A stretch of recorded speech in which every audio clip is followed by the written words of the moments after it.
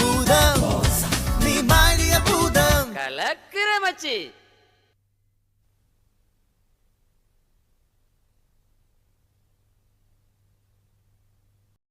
நம்ம மூசா உயிர் வாழணுங்கிறதான விதி.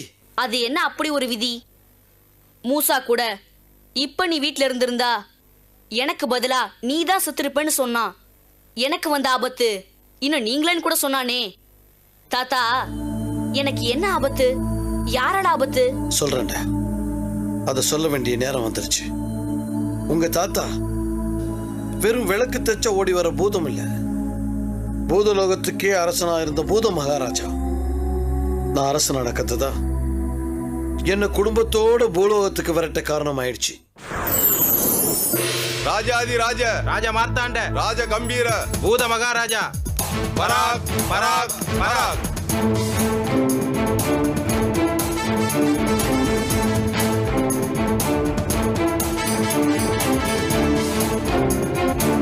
எல்லோரும் அமருங்கள். அவையை துவங்கலாமா அலாவுதீன்? தங்கள் சித்தம். என்ன மைதீன்? துவங்கலாம் அரசே. இன்று முக்கியமான வழக்கு என்ன? ஹுசூர், பூத உலகின் கஜானாவை காவல் காக்க வேண்டிய பொறுப்பில் இருந்த அப்துல் கடமை தவறி பேராசைப்பட்டு கஜானாவிலேயே கை வைத்திருக்கிறான்.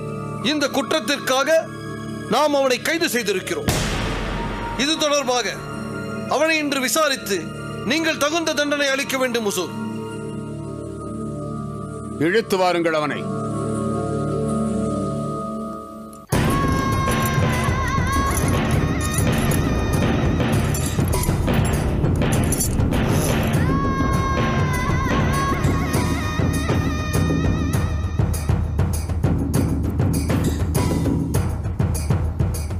அப்துல், நீ ஏன் கைது செய்யப்பட்டாய் என்பது தெரியுமா?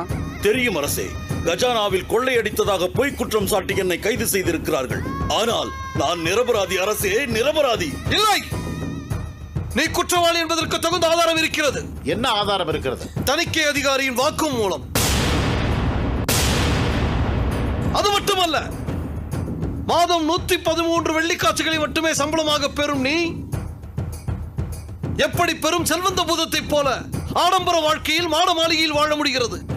உன்னுடைய மாளிகையில் இருந்து விலையுயர்ந்த பொருட்களையும் ஆடம்பர சாதனங்களையும் காவலர்கள் கைப்பற்றி இருக்கிறார்கள். இதையெல்லாம் அப்துல் தம் சேமிப்பிலிருந்து கூட வாங்கி இருக்கலாம். அப்படியானால் அப்துல் வங்கி கணக்கு வைத்திருக்கிறாரா? வாங்கியதற்குத்தான் கணக்கு வைத்திருக்கிறேன். எனக்கு வங்கியில் எல்லாம் கணக்கு இல்லை. சேமிக்க நினைப்பவனுக்கு உண்டியல் போதும், வங்கி கணக்கு தேவையில்லை. எந்த உண்டியலும் சேமித்த பணத்திற்கு வட்டி கொடுத்ததாக சரித்திரம் இல்லை. பணம் பாதுகாப்பாக இருந்தால் போதும், வட்டி இங்கு தேவையில்லை. இந்த பூதங்களிடத்தில் மன்னரின் கஜானாவிற்கே பாதுகாப்பில்லை. இந்த லட்சணத்தில் மண்ணுண்டியலாம், சேமிப்பாம், வட்டியாம். வெட்கம், வேதனை, அவமானம். அலாவுதீன், இந்த விஷயத்தில் உண்மையிலேயே வெட்கப்பட வேண்டியவன், வேதனைப்பட வேண்டியவன் நான் தான். இல்லை ஹுசூர், உண்மையான ராஜ விசுவாசி ஒவ்வொருவனும் இதற்காக வெட்கப்பட வேண்டும், வேதனைப்பட வேண்டும். அரசே, இன்னும் குற்றம் நிரூபிக்கப்படவில்லை.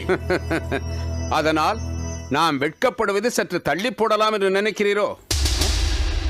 குற்றங்களுக்கான ஆதாரங்களை இப்பொழுது நான் தாக்கல் செய்கிறேன்.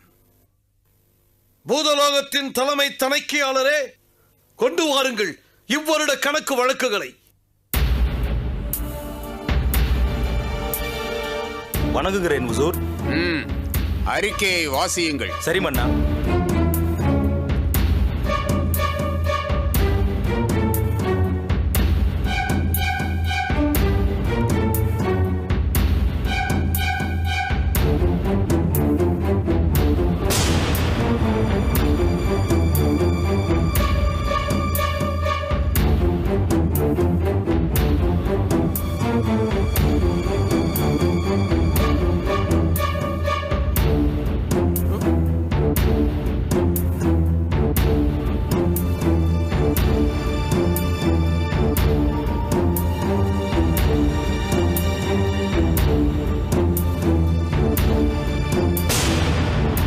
அவ்வளவுதான் மன்னா.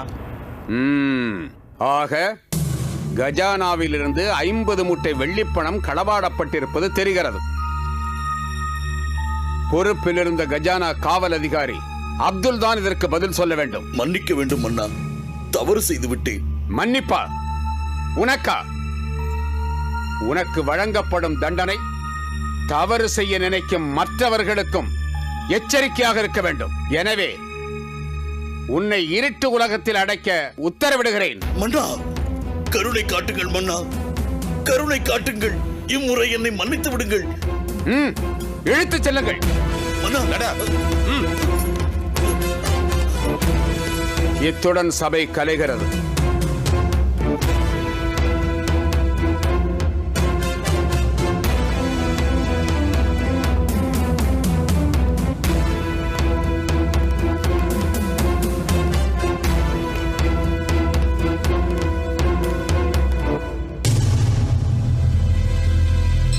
முதன்மை அமைச்சரே, தங்களுடைய அருமை நண்பர் அப்துல்லாவை அநியாயமாக பழி வாங்கி விட்டார்களே, தங்களுடைய அடுத்த கட்ட நடவடிக்கை தான் என்ன? இவன் என்ன பழி வாங்குவது? பார்த்து கொண்டே இரு. அலாவுதீனை நான் எப்படி எப்படி பழி வாங்குகிறேன் என்று.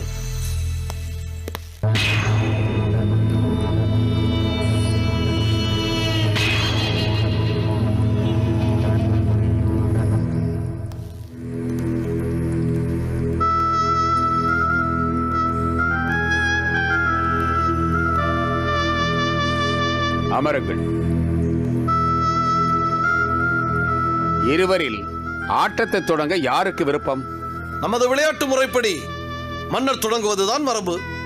ஒரு மாறுதலுக்காக உங்களில் யாராவது ஒருவர் தொடங்கலாமே. மன்னரின் விருப்பம் அப்படி இருந்தால் மைதீன் தொடங்கி வைப்பதுதான் முறையாகும். எல்லா விதத்திலும் அவருக்கு அடுத்த இடம்தானே எனக்கு.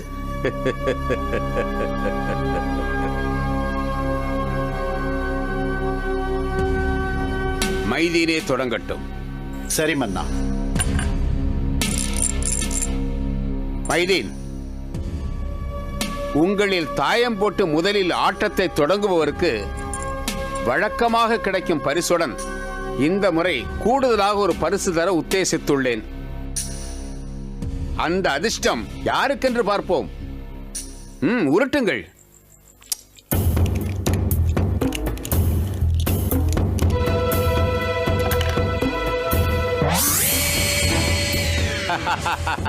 சாபாஷ், அற்புதமான தொடக்கம். கூடுதல் பரிசு மைதீனுக்கே. மைதீன், இந்த விளையாட்டை பொறுத்தவரை எப்போதும் வெற்றி உன்பக்கம்தான் இருந்து வருகிறது. அது எப்படி உனக்கு சாத்தியமாகிறது மைதீன்?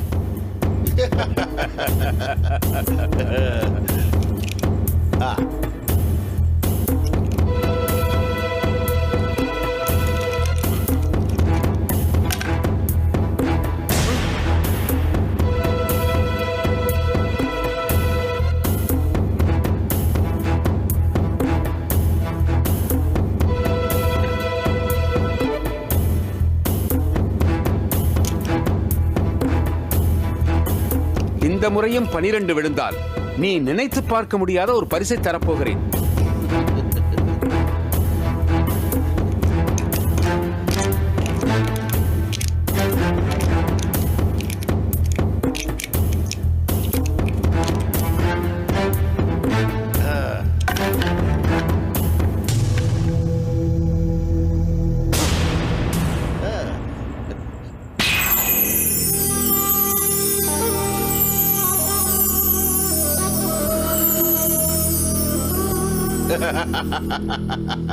மன்னரின் சவாலை நான் நிறைவேற்றி விட்டேன்.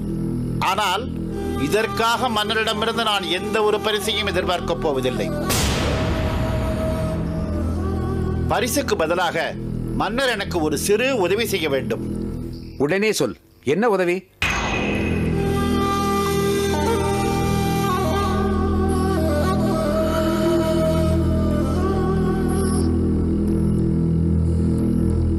அப்துல்லாவின் தவறை மன்னித்து இருட்டு உலகத்திலிருந்து அவனை விடுதலை செய்ய வேண்டும். இதுவா உனக்கு வேண்டிய உதவி? இதை கேட்க உனக்கு எப்படி மனம் வந்தது? பொறுப்பான ஒரு பதவியில் இருந்து கொண்டு குற்றவாளிக்கு பரிந்து பேசலாமா? வேறு எதுவாக இருந்தாலும் செய்து கொடுத்திருப்பேன். குற்றவாளிக்கு விடுதலை அளிப்பதன் மூலம் உன் திறமையை அங்கீகரிக்க முடியாது. வேறு ஏதாவது கேள். தற்போது இதை தவிர எனக்கு வேற எதுவும் தேவையில்லை. தயவு செய்து பரிசீலனை செய்யுங்கள். தவறு, தவறு.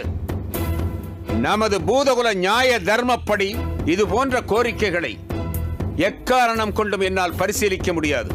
என்னுடைய மனோதர்மப்படி மன்னரிடம் நீங்கள் கேட்ட இந்த உதவியை அப்துல்லா செய்த குற்றத்தோடு ஒப்பிட்டு பார்த்தால் இரண்டிற்கும் பெரிய வேறுபாடு இருப்பதாக தெரியவில்லையே. சரியாக சொன்னாய் அலாவுதீன்.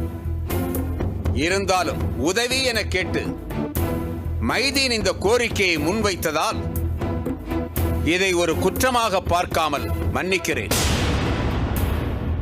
அதுவும் இல்லாமல் சபையோடு நின்று போக வேண்டிய விஷயத்தை நண்பர்கள் கூடும் இந்த அறைக்கு கொண்டு வந்தது அவ்வளவு உச்சிதம் இல்லை என்பது என்னுடைய தாழ்மையான அபிப்பிராயம். இனி வரும் நாட்களில் இப்படி நடந்து கொள்ள மாட்டார் என்று நம்புவோம். மன்னர் சொன்னால் சரிதான். ஆட்டத்தை தொடருங்கள். இல்லை அரசே, எனக்கு சிறிது ஓய்வு தேவைப்படுகிறது. நீங்கள் ஆட்டத்தை தொடருங்கள், நான் வருகிறேன்.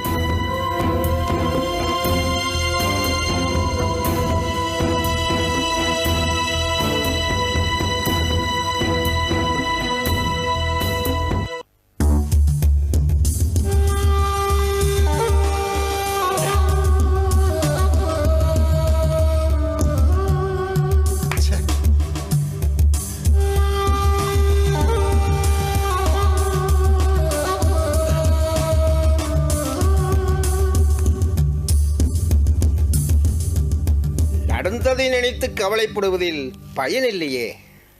எப்படி கவலைப்படாமல் இருக்க முடியும்? இருட்டு உலகத்தில் அடைபட்டவன் என் நண்பன். கண்ணெதிரில் நடந்த அநியாயம் இது. தடுக்கவும் முடியவில்லை, தட்டி கேட்கவும் முடியவில்லை. அலாவுதீன் சொல்லுக்குத்தான் ராஜா காது கொடுக்கிறான். என்னை விட அவன்தான் அவருக்கு முக்கியமானவனாக தெரிகிறது. இதை என்னால் ஜீரணிக்க முடியவில்லை. இதற்கு ஒரு முடிவு கட்டினால்தான் என்னால் நிம்மதியாக தூங்க முடியும். நீங்க அனுமதித்தால் என்னால் ஒரு யோசனை சொல்ல முடியும். அனுமதிக்கிறேன், சொல். ஏதாவது சூழ்ச்சி செய்து அலாவுதீனை மன்னரிடத்து பிரித்து விட்டால் பிறகு உங்கள் நண்பரை மிக சுலபமாக இருட்டு உலகத்திலிருந்து மீட்டு விடலாம். அலாவுதீனை சூழ்ச்சியால் வீழ்த்துவது அவ்வளவு சுலபம் அல்ல. அவனை நேரடியாக சண்டை கிழித்து அடக்குவதான் புத்திசாலித்தனம். தற்போதுள்ள சூழ்நிலையில் சூழ்ச்சியிலும் எனக்கு நம்பிக்கை இல்லை, அவனை சண்டை கிழிப்பதிலும் எனக்கு விருப்பமில்லை. பிறகு எப்படி உங்களுடைய நண்பர் அப்துல்லாவை காப்பாற்ற முடியும்? முடியும். இந்த மொய்தியினால் எதுவும் முடியும். அந்த நம்பிக்கை எனக்கு வந்துவிட்டது. என்றைக்கும் நான் வைத்த குறி தவறியதே இல்லை. தங்கள் திட்டம் என்னவென்று புரியவில்லை, அப்படித்தானே? ஆமா. சில சமயங்களில் மற்ற எல்லா ஆயுதங்களையும் புறந்தள்ளிவிட்டு பொறுமை மிகப்பெரிய ஆயுதமாக முன்னுக்கு நிற்கும். தற்போது என் கண்ணுக்கு தெரியும் ஒரே ஆயுதம் பொறுமை. அப்படி என்றால் பொறுமையை கடைபிடிப்பதன் மூலம்தான் உங்களுடைய நண்பர் அப்துல்லாவை இருட்டு உலகத்திலிருந்து விடுவிக்க முடியும் என்று நம்புகிறீர்களா? ஆமாம். அதே சமயம் அலாவுதீனை அதற்குள் தள்ளவும் முடியும். அதுதான் முக்கியம். எப்படி? இன்னும் கொஞ்ச நாட்களில் மன்னரின் பதவிக்காலம் முடியப் போகிறது. அதற்கு பின் பட்டத்துக்கு வரப்போவது நான் தான். மன்னராக முடிசூட்டிக் கொண்டதும் நான் செய்ய போகும் முதல் காரியம் அப்துல்லாவை விடுதலை செய்துவிட்டு அலாவுதீனை இருட்டு உலகத்துக்குள் அடைத்து வைப்பதுதான்.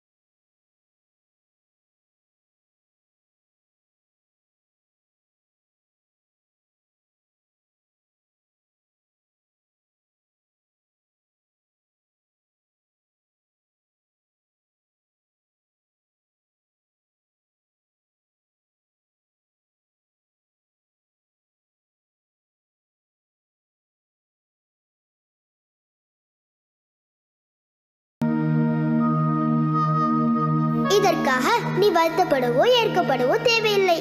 நீ பதவி தெரிந்த மறு நிமிடமே சொர்க்கலோகத்தில் ஒரு ஆளாகி விடுவாய். அதன் பிறகு இந்த பூத உலகத்திற்கும் உனக்கும் எந்த உறவும் இல்லாமல் போய்விடும். இதையெல்லாம் கருத்தில் வைத்து வருகிற மகாலய பட்சத்திற்குள் உனக்கு நிகரான ஒரு புதிய மன்னரை தேர்ந்தெடுத்து உன் பொறுப்பை ஒப்படைத்து விடு. எதையோ என்னிடம் சொல்ல நினைக்கிறாய், என்ன அது? எனது பதவிக்காலம் விரைவில் முடிந்துவிடும் என்பதை மட்டும் அறிந்திருந்தேன். ஆனால் அதற்கு இவ்வளவு சீக்கிரம் நாள் குறிக்கப்படும் என்று நான் அறியவில்லை. தெரிந்திருந்தால் எந்த நேரத்திலும் உங்களை வரவேற்க நான் தயாராக இருந்திருப்பேன். மன்னித்து அருளுங்கள். பரவாயில்லை, நான் சொன்னதை செய்து முடித்து சொர்க்கலோகத்துக்கு வந்து சேர். அங்கு சந்திப்போம். நன்றி தாயே, நன்றி, மிக்க நன்றி.